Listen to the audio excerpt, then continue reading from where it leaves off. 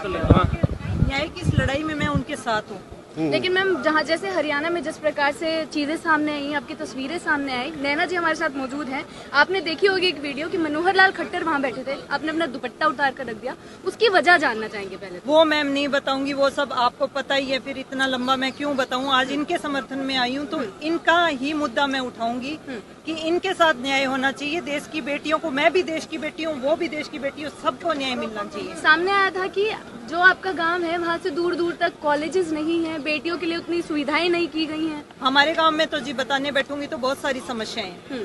तो मतलब बेटियों की बात आ जाती है ना मैम, क्योंकि जिस प्रकार से आपने दुपट्टा उतार कर रखा, हरियाणा में एक आन मान शान की बात मानी जाती है, और यहाँ भी आज 30 दिन पूरे हो गए हैं मैम इस धरने को। ये बहुत ही गलत है, अन्याय है, सरकार की तानाशाही है। आप अपनी, आपका ही तो, आपकी सरकार का तो नारा है बेटी बचाओ बेटी पढ़ाओ। जो बेटियां आपके लिए गोल्ड मेडल लेके आती है, आपके देश का तिरंगा फहराती हैं, क्योंकि आप दो ही तरह से अपना तिरंगा देश दूसरी कंट्री में फहरा सकते हो। एक तो युद्ध करके और वो जगह जीत के, और एक ओलंपिक में खेल के मेडल लेके आके।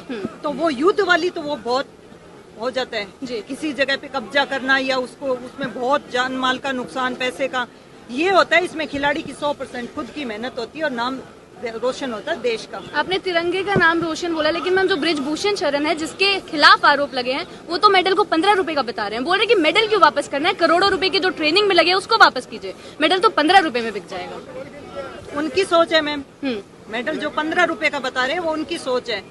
एक जो बच्चा या बच्ची बहुत छोटी उम्र से प्रैक्टिस करने लगता है, अपना खून पसीना बहाता है, तब जाके मेडल आता है एक देश के लिए।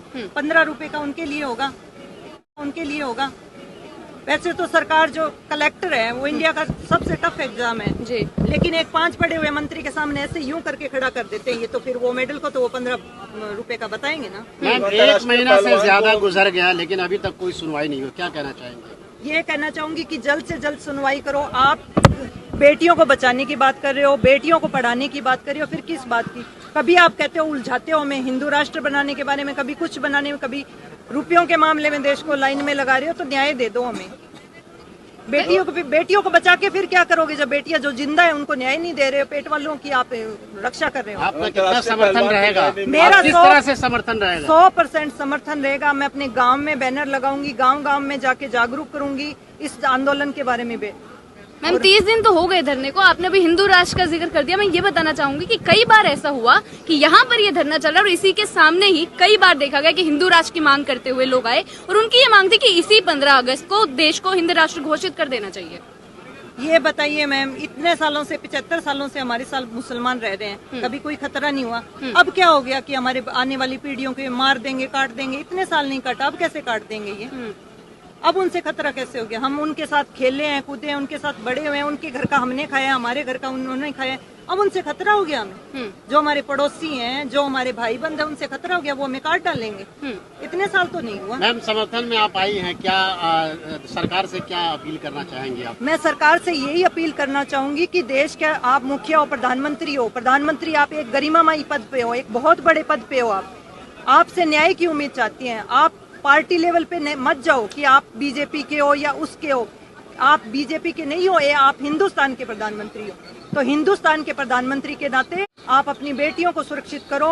अपने देश में जो भी महिला या किसी के साथ, किसी भी तबके के साथ अगर अन्याय हो रहा है तो उस अन्याय को आप खत्म करो। आप एक बहुत बड़े जिम्मेदार पद पे हो, आप राजा हो, हम प्रजा है। मैम आखिरी सवाल, आपका जिस तरह से मौजूदा सरकार है, अभी की जो मौजूदा सरकार है सेंट्रल में बैठी है, नजरिया क्या है आपका, ये बताइए।